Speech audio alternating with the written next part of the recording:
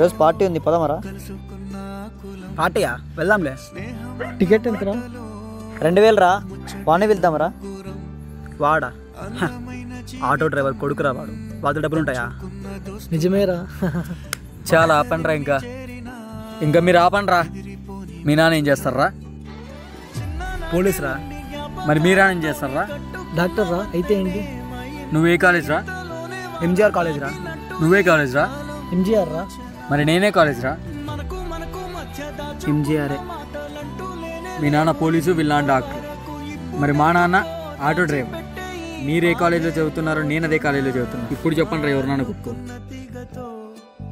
ఒకసారి అవతల వాళ్ళని మాట్లాడేటప్పుడు గుర్తు పెట్టుకొని మాట్లాడండి.